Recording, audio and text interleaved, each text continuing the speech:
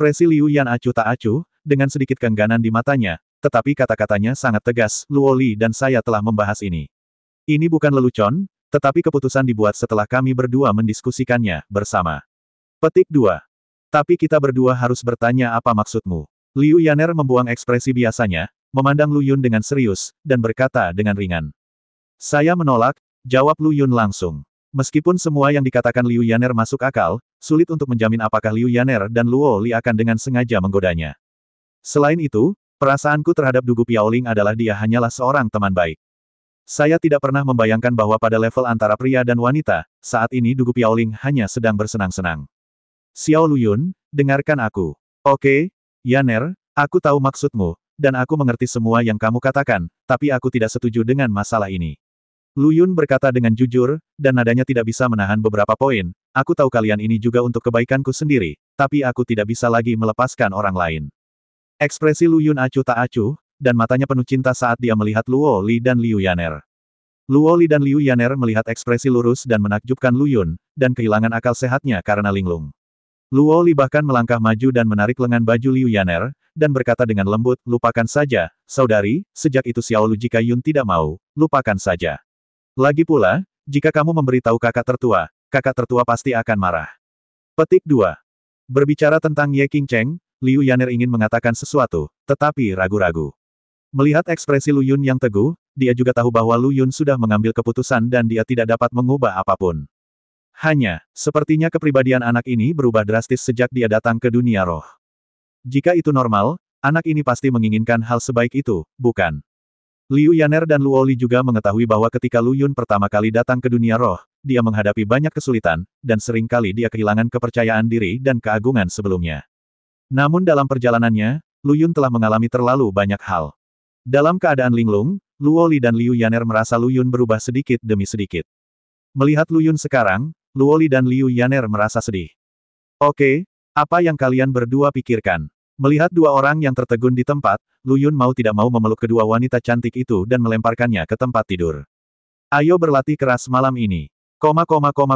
Larut malam, Dugu Piaoling sedang duduk bersila di tempat tidur berlatih, merasakan gejolak jiwa tiga orang di kamar Lu Yun, dan sedikit mengernyit. Detik berikutnya, Dugu Piaoling berdiri dengan seluruh kekuatannya, mengertakkan gigi dan berkata, "Yah, Lu Yun, kamu benar-benar melakukan hal-hal kotor seperti itu di tahta cahaya suci kami, kamu bahkan tidak menganggap serius tahta suci cahaya kami." Dugu Piaoling tidak tahan lagi, tapi dia tidak bisa mengusir Lu Yun dan yang lainnya secara langsung. Mentalitasnya sedikit rusak, dan dia bisa merasakan sakit hati yang jelas. Di mata Dugu Piaoling, satu-satunya hal yang bisa dia lakukan adalah terus meningkatkan kekuatannya. Dulu, hal favorit Dugu Piaoling adalah bertarung. Kecuali berkelahi, segala hal lainnya tidak ada hubungannya dengan dia. Saat itu, saya juga menganggap Lu Yun sebagai musuh saya, tetapi setelah saya benar-benar berhubungan dengan Lu Yun, hati saya juga berubah sedikit demi sedikit. Termasuk gadis kecil Anita, sejak pertama kali aku melihatnya, meski di permukaan aku membencinya, aku punya perasaan yang tak bisa dijelaskan. Anda sepertinya cemburu. Bagaimana bisa? Dengan perasaan campur aduk di hatinya, Dugu Piaoling berjalan keluar dari tahta suci cahaya, menarik napas dalam-dalam, berubah menjadi bintang jatuh, dan menghilang ke langit. Mendengarkan pergerakan rumah Lu Yun, Dugu Piaoling tidak mau untuk tinggal di tempat ini sebentar. Bagaimana aku bisa mengacaukan hatiku karena satu orang? Dugu Piaoling terus menggelengkan kepalanya, tubuhnya seperti meteor putih, melintasi setiap sudut dunia spiritual barat. Dugu melayang di bawah langit malam, ekspresinya agak sedih. Lahan terbuka tampak damai, tetapi ada niat membunuh yang tersembunyi. Sialan, kemana Lu Yun pergi? Tuan Pope, anak itu pasti melarikan diri. Wajah tua paus menunjukkan kelelahan, dan jubah ajaib putih di tubuh aslinya juga dijahit dengan tambalan besar dan kecil. Matanya menunjukkan keputusasaan. Meskipun demikian, dia terus memotivasi semua orang, jangan khawatir, tahta suci tidak akan meninggalkan kita, dan Kaisar Iblis akan segera datang menjemput kita. Mereka telah mendengar kata-kata seperti itu berkali-kali sepanjang hari. Namun sebagai gantinya, bahkan tongkat sihirnya dirampok oleh para bandit. Yang lebih konyol lagi adalah dia, Sang Paus, jelas-jelas sudah tidak memiliki kekuatan sihir lagi, namun dia tetap menunjukkan identitasnya dengan cara yang arogan, sambil berkata kepada sekelompok orang, "Saya adalah Paus." Tongkat sihir ringan ini dapat membuktikannya representasi identitas saya. Paus salah perhitungan. Dia mengira orang-orang itu akan takut dengan reputasinya dan melarikan diri, tetapi setelah mengetahui identitas Paus dan yang lainnya, Paus Tahta Suci Cahaya telah mendominasi dunia spiritual barat selama ribuan tahun. Dia tidak hanya kehilangan tanda tahta suci, tetapi dia dan kelompok uskupnya juga dipukuli. Jika mereka tidak semuanya dibersihkan dengan sihir cahaya, saya khawatir mereka akan tinggal di hutan belantara dan dikucilkan, bukan? Semua kardinal putus asa. Beberapa dari mereka bahkan pakaiannya diambil. Mereka tidak mau dan kesal, dan melampiaskan semua kemarahan mereka pada Lu Yun hanya dalam satu hari. Seiring berjalannya waktu, Lu Yun dikutuk puluhan ribu kali hati mereka. Karena mereka tidak mampu menyinggung perasaan Vincent, lalu mengapa mereka tidak mampu menyinggung perasaan Lu Yun? Di dunia ini di mana kekuatan dihormati, lalu bagaimana jika kamu adalah Raja Iblis? Anjing itu sangat cemas hingga dia melompati tembok. Yang mulia Paus, saya pikir kita harus meminta bantuan anggota gereja terdekat. Jika ini terus berlanjut, saya merasa kita mungkin tidak dapat kembali. Paus mendengus dingin, melotot, dan berkata dengan tubuh gemetar, omong kosong, apa status kita? Bagaimana kita bisa meminta bantuan jemaah itu? Bagaimana jika jemaah itu melihat kita dalam kekacauan seperti itu? Bagaimana kita bisa menjaga citra tinggi kita? Bertahun-tahun, apa yang harus dilakukan? Kamu tidak tahu malu, tapi aku masih ingin tidak tahu malu. Semua orang tersenyum pahit. Ini masalah hidup dan mati, untuk apa lagi wajah tua itu? Paus tua itu berjalan ke depan dengan lemah, melihat sosok putih di kejauhan, dan tiba-tiba menangis, lihat, malaikat datang untuk menyelamatkan kita. Yang mulia Paus, Anda pasti dibutakan oleh usia tua. Mengapa malaikat datang untuk menyelamatkan kita? Setelah kata-kata itu terlontar, sosok Dugu muncul di depan Paus dan yang lainnya, mengertakkan gigi dan berkata dengan marah, kalian adalah sekelompok sampah. Hati Paus tiba-tiba menjadi dingin. Melihat mata Dugu Piaoling yang marah, Paus tua itu merasa sedikit canggung bahkan dalam perkataannya.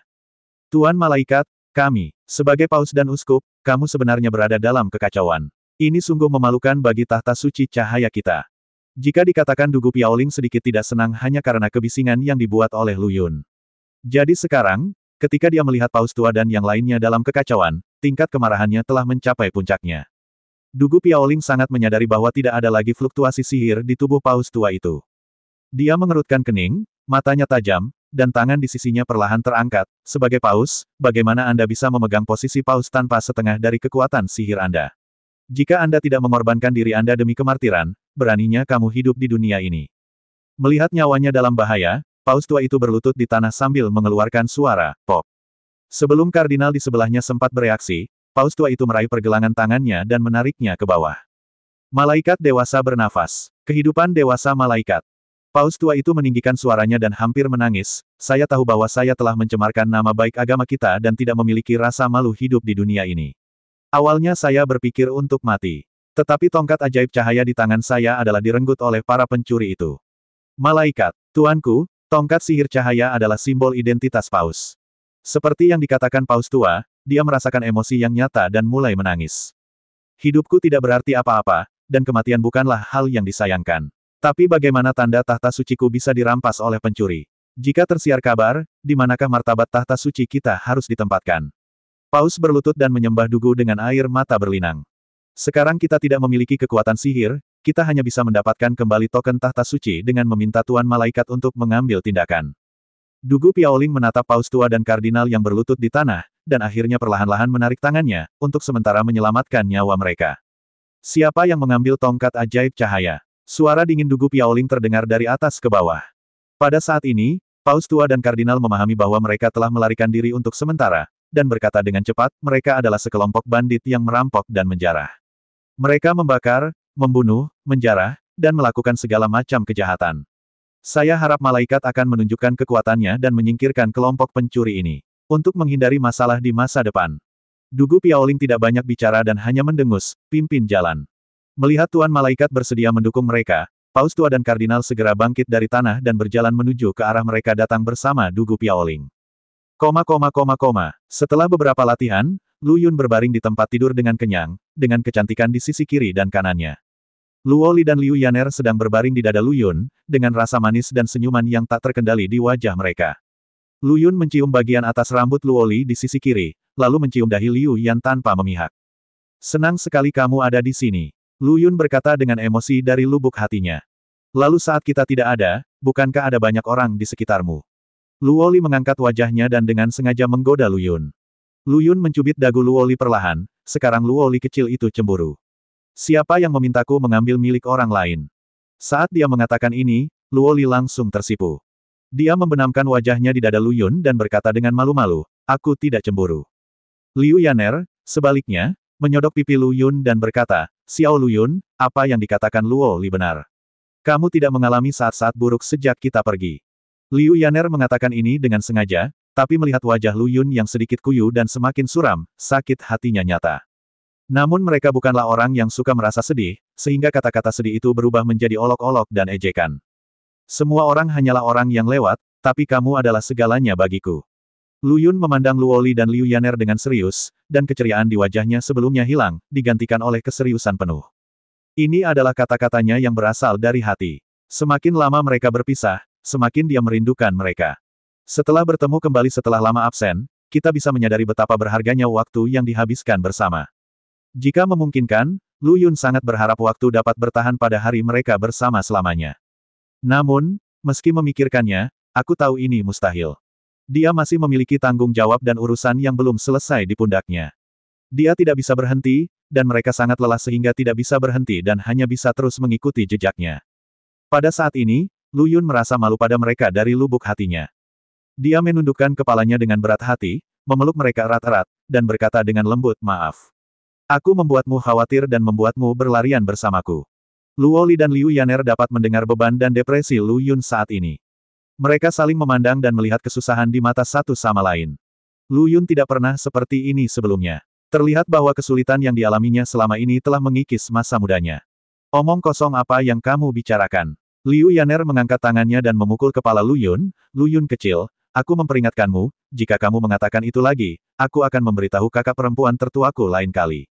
Petik 2. Luoli merasa kasihan pada Lu Yun, matanya menjadi merah tanpa sadar saat dia melihatnya seperti ini, tapi dia masih menahan air matanya. Dia mengangguk penuh semangat dan menggemakan kata-kata Liu Yan. Benar, jika kakak perempuan tertua tahu kamu mengatakan ini, mari kita lihat bagaimana dia memperlakukanmu di masa depan. Lu Yun tersenyum tak berdaya. Dia tahu mereka berusaha menghiburnya. Mereka selalu sangat manis. Saya tidak akan membujuknya untuk tidak terlalu banyak berpikir, saya juga tidak akan melambaikan tangan dan menjelaskan bahwa itu tidak masalah bagi saya. Pada saat seperti itu, mereka hanya akan bersikap angkuh dan genit, menutup mulutnya dengan tangan dengan cara yang terkesan galak namun sebenarnya lucu, untuk mencegahnya mengucapkan kata-kata seperti itu lagi, dan kemudian mereka akan melontarkan ancaman yang seolah-olah membuatnya takut. Ini adalah cara mereka mencintai dan merawatnya. Lu Yun mengerti. Orang lain mengatakan bahwa jika kamu memiliki teman dekat dalam hidup, kamu akan mati tanpa penyesalan. Sekarang setelah aku memilikimu, aku akan benar-benar mati tanpa penyesalan. Lu Yun menghela nafas lega dan berkata dengan emosi. Luoli menjadi cemas, melepaskan pelukannya, dan menggigit lengannya dengan keras. Mendengar desisan Lu Yun, dia segera melepaskannya dan menghela nafas 2 kali. Omong kosong apa yang kamu bicarakan? Sungguh hal yang abadi. Liu Yaner langsung berdiri. Lu Yun mengira mereka kesal dan segera duduk setelah mereka. Akibatnya, Liu Yaner langsung mendorongnya ke tempat tidur. Saya melihat Liu Yaner menatapnya dari atas ke bawah dengan wajah mendominasi, dan mencibir, saya pikir Anda belum bekerja cukup keras, dan Anda masih memiliki pikiran untuk memikirkan apakah Anda akan mati atau tidak. Sekarang sementara aku dan aku Luoli ada di sini, mengapa kamu berbicara omong kosong jika kamu tidak berlatih dengan baik? Meskipun kata-kata Liu Yan cukup mendominasi, wajah dan ujung telinganya sudah tertutup lapisan merah muda. Lu Yun ingin menjelaskan sesuatu. Namun, Luoli segera menutup mulutnya. Tangan Liu Yaner berada di dadanya. Diam, teruslah berlatih. Mereka bertiga saling menggoda sepanjang malam hingga kelelahan. Meskipun mereka bertiga sudah bersenang-senang, Luoli dan Liu Yaner tidak mau tidur. Mereka hanya tinggal di sisi Lu Yun dengan patuh dan memeluk Lu Yun dengan penuh kasih sayang. Xiao Lu Yun, apa rencanamu saat kamu sampai di dunia bawah? Luoli bertanya dengan lembut. Mengenai pergi ke dunia bawah, Lu Yun sekarang hanya memiliki tujuan yang sederhana, tetapi tidak ada rencana khusus. Melihat 2 wanita cantik di pelukannya, Lu Yun merasa hangat di hatinya, ada apa? Senyuman muncul di wajah Luoli, dan tubuh Liu Yan mendekati Lu Yun lagi. Xiao Lu Yun, apapun yang kamu lakukan, kami akan berada di sisimu. Entah kenapa, Luoli merasa sedikit rumit di hatinya, tapi dia tidak menunjukkannya sama sekali di wajahnya. Tetapi pada saat dia tergerak, Lu Yun masih merasakan ada yang tidak beres. Dia tidak tahu mengapa Luoli memasang ekspresi sedih, tapi dia sudah membuat keputusan secara diam-diam di dalam hatinya. Terlepas dari kesulitan dan bahaya di depan, saya harus mencari Chu Yao. Setelah tiba di dunia roh, kecuali Luoli, Ye Qingcheng, dan Liu Yaner, yang lainnya seharusnya berada di Kunlun. Kemunculan tiba-tiba Chu Yao juga membuat Lu Yun merasa sedikit tidak nyaman. Ketiga orang itu tertidur. 2 hari kemudian, Dugu Piaoling memberitahu Lu Yun bahwa dia bisa pergi ke dunia bawah. Di hadapan seluruh tahta suci, ditambah dengan Dugu Piaoling, dan diiringi bisikan paus tentang pembukaan portal, keempat orang itu meninggalkan dunia spiritual. Setelah periode latihan ini, Luo Li dan Liu Yaner telah mengkonsolidasikan alam mereka ke tahap awal alam roh bumi. Alam Lu Yun juga telah membuat terobosan, tetap berada di tahap tengah alam roh bumi. Tak perlu dikatakan lagi, kekuatan Dugu Piaoling tidak perlu diragukan lagi. Sejak mereka memutuskan untuk pergi ke dunia bawah bersama, Dugu Piaoling berkata bahwa dia hanya memiliki satu misi, yaitu melindungi keselamatan Lu Yun. Dugu Piaoling tidak mau ikut campur. Meski dunia bawah terdengar menakutkan, nyatanya tidak. Menurut Dugu Mei Mei, dibandingkan dengan dunia bawah, dunia roh dan dunia bawah sangatlah besar. Mengenai ukuran pastinya, tidak ada yang tahu. Dalam hitungan detik, 4 orang muncul di benua asing. Berbeda dengan dunia bawah yang dibayangkan Lu Yun dalam benaknya. Sebelum datang ke dunia bawah, Lu Yun selalu berpikir bahwa dunia bawah itu seperti neraka, dengan banyak tulang mati dan sungai darah sangat menakutkan. Hanya melihat gurun tak berujung dan langit redup di depannya membuat Lu Yun merasa tidak nyaman. Lebih penting lagi, suhu di sini sangat dingin. Tidak ada nafas kehidupan. Ini adalah pintu masuk ke dunia bawah. Setelah melintasi ribuan mil gurun, kamu benar-benar bisa mencapai dunia bawah. Ayo buat kesepakatan dulu. Jangan gunakan kekuatan apapun di gurun ini kecuali kamu harus melakukannya. Dugu Piaoling berkata dengan hati-hati, dunia bawah hanyalah persimpangan antara dunia spiritual dan dunia bawah. Meski secara umum tidak ada bahaya, kita tetap harus berhati-hati. Keempat orang itu berjalan dengan tenang di jalan. Sepanjang jalan, beberapa orang tampak malu dan tidak berbicara. Setiap orang memiliki terlalu banyak hal yang tidak diketahui tentang dunia ini. Beberapa orang tidak lemah kekuatannya, namun setiap melakukan perjalanan siang malam, mereka akan memilih istirahat, karena di bawah tekanan tak kasat mata tersebut, beberapa orang merasa ada yang tidak beres dengan dirinya. Umumnya orang yang baru datang ke sini tidak bisa beradaptasi dengan suasana dunia bawah. Semakin kita merasa tertindas, itu membuktikan bahwa kita selangkah lebih dekat dengan dunia bawah. Kita harus menyembunyikan identitas kita dan tidak menunjukkan kekuatan kita dengan mudah. Dalam perjalanannya, Dugu Piaoling menceritakan kepada ketiga orang tersebut tentang pengetahuannya tentang dunia bawah, sementara di sisi lain ia mengamati sekeliling dengan waspada. Mengingat identitas istimewanya, Dugu Piaoling pun berusaha sekuat tenaga untuk menyembunyikan auranya.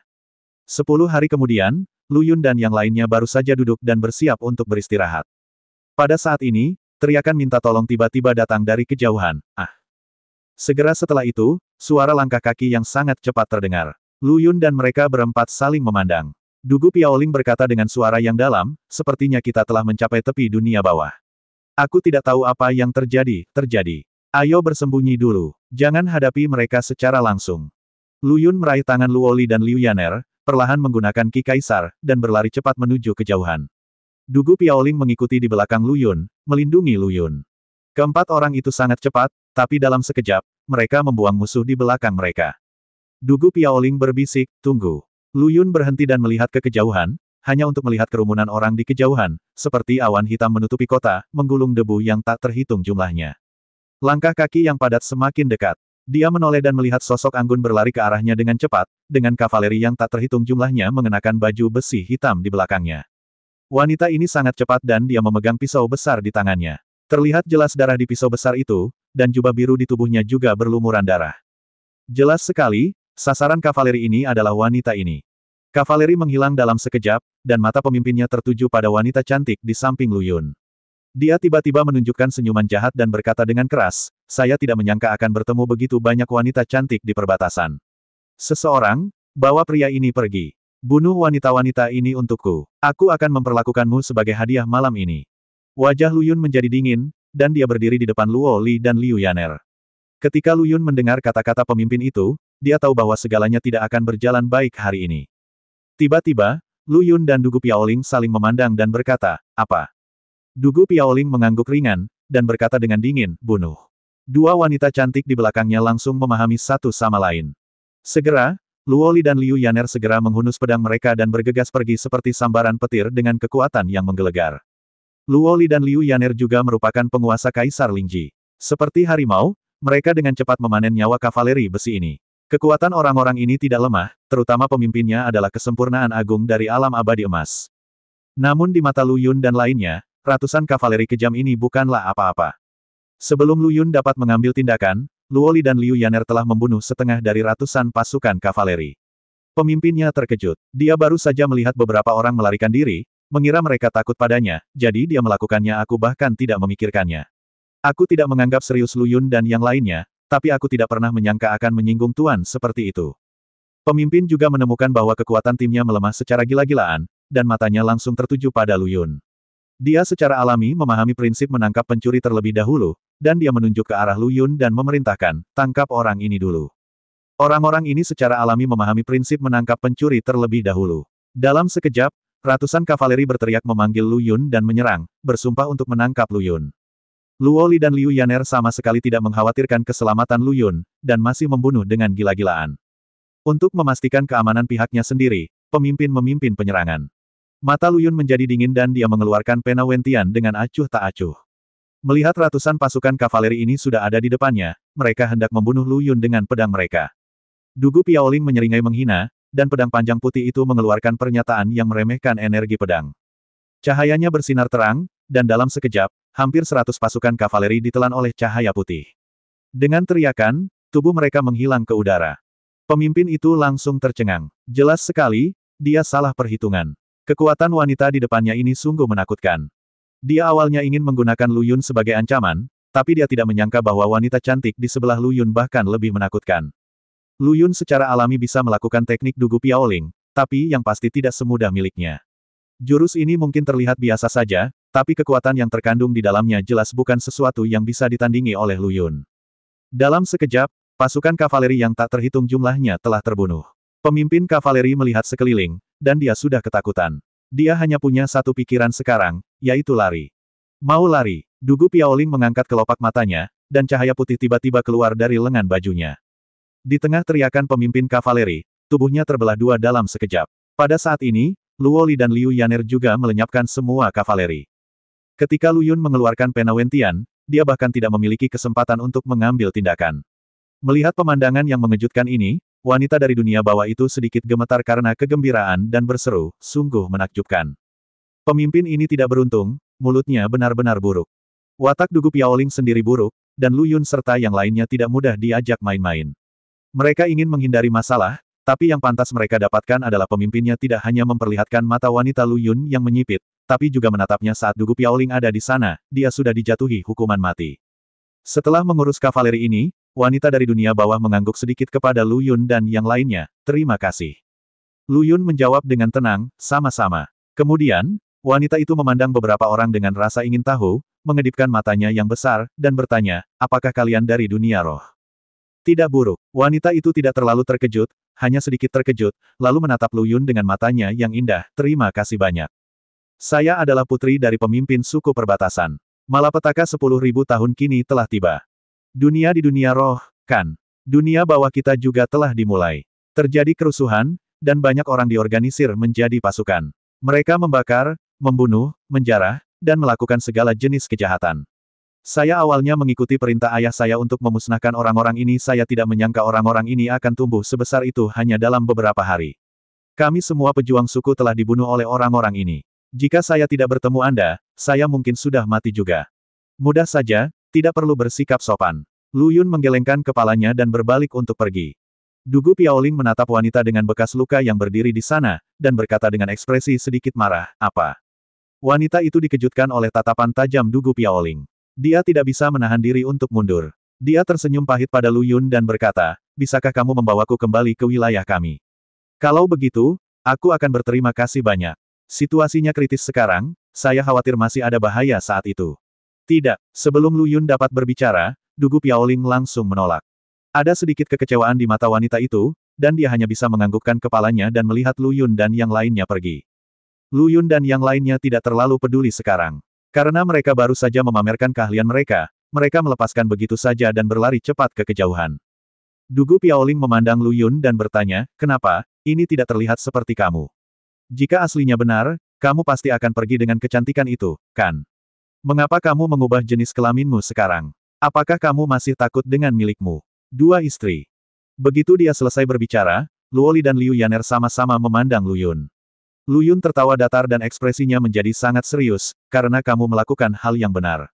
Ini pertama kalinya aku berada di dunia bawah, dan aku bisa rasakan juga. Di antara mereka, ada beberapa kekuatan yang kuat.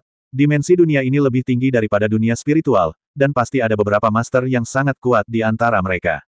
Wanita itu dan aku tidak mengenal satu sama lain, dan dia hampir seperti bom waktu. Secara alami aku tahu tujuan kedatanganku ke dunia bawah, dan aku tidak ingin ikut campur dalam urusan orang lain. Saat Lu Yun berangsur-angsur terbangun, kepribadiannya juga berubah sedikit demi sedikit. Hukum antara langit dan bumi menjadi semakin jelas. Dugu Piaoling terkejut, mengangguk puas, dan tidak bisa menahan senyum, sepertinya kamu cukup tercerahkan. Menurutku, ayo kita pergi ke kota terdekat dulu dan menanyakan keberadaan Long Cannon. Jika kita menemukan Long Cannon, kekhawatiran kita akan berkurang, belum lagi Long Cannon baru saja tiba di dunia bawah, dan ini adalah satu-satunya cara untuk pergi. Seharusnya ada banyak orang yang memiliki informasi tentang Long Cannon. Lu Yun mengangguk tanpa berpikir dan setuju. Setelah meninggalkan gurun ini, Lu Yun terkejut bahwa dunia bawah sebenarnya tidak seseram yang dia bayangkan. Masih ada gunung dan air. Kecuali cuaca berkabut dan suara gemuruh yang tak dapat dijelaskan datang dari langit dari waktu ke waktu, selebihnya tidak ada apa-apanya. Ini hampir seperti dunia roh. Sepanjang jalan, Lu Yun dan yang lainnya juga bertemu banyak orang. Penduduk asli dunia bawah berkulit putih dan tidak memiliki kehidupan sama sekali. Selain itu, penampilan mereka persis seperti manusia. Namun lingkungan hidup jauh berbeda dengan dunia spiritual. Sebagian besar rumah mereka terbuat dari batu atau pohon, mirip dengan klan iblis primitif, tetapi setiap suku dan suku hidup damai satu sama lain. Ribuan mil jauhnya dari gurun, jika dilihat dari kejauhan, sebuah kota kecil terlihat. Dikatakan sebagai kota kecil, tapi sebenarnya hanya suku yang sedikit lebih besar. Lu Yun bertanya-tanya, mengapa dari sudut pandang manapun, pengelolaan dan pemisahan suku ini mirip dengan klan iblis sebelumnya. Dugu Piaoling melihat keraguan Lu Yun dan menjelaskan, kamu tidak perlu penasaran. Sejauh yang saya tahu, penguasa dunia bawah sebelumnya terkait erat dengan klan iblis. Di dunia bawah, kamu tidak perlu menjadi penduduk asli menjadi raja. Diproklamasikan sebagai kaisar, dunia bawah hanyalah sebuah gelar, hanya saja kekuatan keseluruhannya satu dimensi lebih tinggi dari dunia spiritual, tetapi sebenarnya sama dengan dunia di alam lain. Petik 2. Setelah tiba di kota, Lu Yun dan yang lainnya tidak menemui hambatan apapun. Di permukaan, kota yang makmur dan padat penduduknya terasa sangat tertekan. Yang lebih mengejutkan Lu Yun adalah setiap sudut kota ditutupi oleh seorang pria berambut pirang yang mengenakan kacamata hitam. Saudara Big Cannon dicari. Melihat pria yang dikenalnya di potret itu, Lu Yun tidak bisa menahan diri untuk tidak berseru. Jika itu orang lain, Lu Yun mungkin merasa dia salah melihatnya, tapi ini pasti kakak meriam besar. Karena meriam naga sangat unik. Apa yang membuat orang merasa lebih hebat adalah karakter besar yang tertulis di pemberitahuan buronan. Nama orang ini adalah Long Dapao, dan indeks bahayanya adalah bintang 5. Kapanpun Anda menemukan jejak orang ini, harap berhati-hati dan sembunyikan semua barang berharga di rumah, termasuk sepatu yang belum dipakai, pakaian yang sudah dikeringkan, dan barang lainnya di dalam rumah. Penukaran uang sayang. Seruan Lu Yun menarik banyak orang untuk menonton, dan mereka semua menoleh ke arah Lu Yun dengan ketakutan di wajah mereka. Salah satu gadis begitu ketakutan hingga wajahnya menjadi pucat. Seorang lelaki tua perlahan berjalan ke sisi Lu Yun bertanya dengan penuh semangat, Tuan muda, apakah Anda kenal orang ini?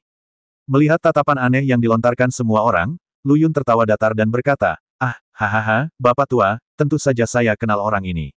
Orang ini melakukan segala macam kejahatan, dan dia sudah terkenal ketika dia berada di dunia roh. Tanpa diduga, dia juga menyebabkan kerusakan.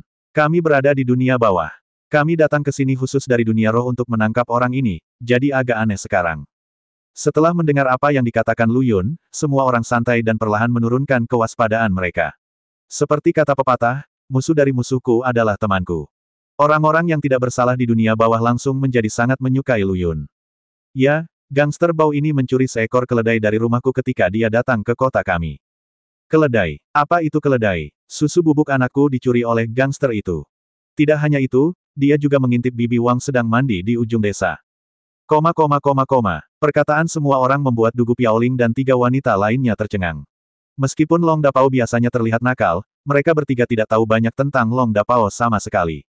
Lu Yun juga cukup terkejut. Dia tahu seperti apa Long Dapao, tapi dia tidak menyangka dia begitu mesum. Di mana gangster ini? Benar-benar mesum. Lu Yun segera menunjukkan ekspresi yang benar dan menakjubkan, mengertakkan gigi dan berkata, meriam panjang ini tidak berperasaan. Jangan khawatir, semuanya, kami di sini sekarang. Misi kami adalah membawa orang ini ke pengadilan. Selama karena semua orang punya bajingan ini. Beritahu kami semua petunjuknya. Tapi mendengar ini, semua orang terdiam. Karena mereka baru menemukan meriam naga beberapa waktu lalu. Tapi meriam naga Shenlong belum pernah melihat ekornya. Jika memang ada cara untuk menangkap meriam naga pasti sudah ditangkap sejak lama, dan tidak akan menunggu sampai sekarang. Saat semua orang terdiam, sebuah suara muda tiba-tiba terdengar, saya kenal orang ini. Malam itu, saya melihatnya pergi ke arah Gunung Suci, dan kemudian dia tidak pernah kembali. Gunung Suci. Ekspresi semua orang berubah pada saat yang sama, dan mereka semua berbalik karena terkejut. Orang tua itu menghampiri anak itu dengan penuh semangat dan berseru, Xiao Chao, apakah kamu mengatakan yang sebenarnya? Anak itu tampaknya baru berusia 4 atau 5 tahun. Ada ekspresi bersalah di wajah polosnya, dan ada air mata di matanya, tentu saja benar. Ketika kata-kata itu terungkap, anak itu benar-benar menangis. Malam itu, dia mengambil permen lollipopku dan pergi ke Gunung Suci. Dia terus berkata bahwa dia ingin menyelesaikan masalah ini dengan kakek Changlan. Penatua Changlan. Semua orang tampak kaget dan menunjukkan tatapan khawatir. Salah satu anak muda bahkan mengutuk, jangan biarkan orang itu mengganggu Penatua Changlan. Ya, jika kita mengganggu Penatua Changlan, kita akan menjadi orang berdosa. Teman-teman, kita harus menangkap gangster itu dan mencambuk tubuhnya 100 kali. Melihat pemandangan gila di depannya, Lu Yun dengan hati-hati bertanya kepada lelaki tua di sebelahnya, Pak Tua, siapakah tetua biru itu? Orang tua itu menarik napas dalam-dalam dan menghela nafas, hei, anak muda, kamu tidak tahu sesuatu. Penatua Changlan itu adalah santo pelindung daerah kita. Jika kita mengganggu Penatua Changlan, kita pasti akan dihukum. Lagi pula, Penatua Changlan sudah sangat tua. Jika Penatua Changlan melakukan kesalahan, Pluto pasti akan mengirim seseorang untuk membunuh kita. Meskipun Lu Yun tidak tahu banyak tentang pembagian kekuatan dan berbagai aspek dunia bawah, Lu Yun juga belajar dari mulut mereka bahwa Penatua Biru ini sangat penting bagi mereka. Orang yang bisa dikunjungi Long Dapao untuk menyelesaikan rekening jelas bukan orang biasa. Melihat semua orang berbicara dan membuat kekacauan, Lu Yun mengangkat tangannya dan berkata, tolong jangan khawatir, kami di sini untuk menangkap Long Kenon. Anda sebaiknya membawa kami menemui Changlan. Penatua, jika meriam naga benar-benar mengganggu Penatua Changlan, kami tidak akan duduk diam dan menunggu kematian. Kekuatan orang-orang biasa di dunia bawah ini tidak terlalu kuat. Mereka mirip dengan kekuatan bertarung dari akar rumput di dunia roh. Mereka yang lebih kuat hampir dalam kondisi transformasi Lu Yun dan yang lainnya. Ketika Lu Yun berbicara, semua orang juga menunjukkan ekspresi yang rumit. Meskipun tidak umum bagi orang-orang dari dunia roh untuk datang ke dunia bawah, tentu saja tidak aneh bagi orang-orang yang tinggal di tepian ini. Setelah mengetahui dari Lu Yun bahwa mereka ada di sini untuk menangkap meriam naga, dia tidak bisa membantu tetapi percayalah sedikit. Tapi yang mereka takuti adalah mereka takut mengganggu si tua biru. Orang tua itu tampak gelisah dan terus berbicara tanpa daya, anak muda, saya tahu kalian semua adalah penguasa dari dunia roh, tetapi Penatua Changlan mendapat perintah. Tanpa perintahnya, kita tidak dapat mengganggu Penatua Changlan. Lu Yun berkata dengan tenang, lebih baik membawa kita ke sana sekarang. Dengan petunjuk tentang Long Kenon, bahkan jika Long Kenon mengganggu Penatua Changlan, jika kita menangkap Long Kenon dan membawanya ke pengadilan, Penatua Changlan tentu saja tidak akan banyak bicara. Apa? Tetapi jika meriam naga benar-benar mengganggu Penatua Changlan, kemarahan yang akan kamu tanggung tidak akan sedikit pun. Ini, setelah kata-kata itu keluar, semua orang ragu-ragu, dan beberapa lelaki tua bahkan bersembunyi di sudut dan mulai berbicara. Tidak lama kemudian, salah satu lelaki tua itu menghampiri Lu Yun, menangkupkan tangannya dan berkata, baiklah, anak muda, kalau begitu, kami akan membawamu menemui Penatua Changlan, dan meminta beberapa dari mereka untuk membantu kami mendapatkan singkirkan momok Long Kenon. Ketiga wanita tersebut, Dugu Piaoling dan lainnya, melihat operasi Lu Yun dan menahan senyuman mereka. Lu Yun juga memiliki ekspresi lurus dan berkata kepada semua orang, jangan khawatir, semuanya, kami pasti akan memenuhi harapan semua orang. Pada saat ini, anak laki-laki kecil itu meraih pakaian Lu Yun dan menangis, saudaraku, kamu harus mendapatkan permen lollipopku kembali.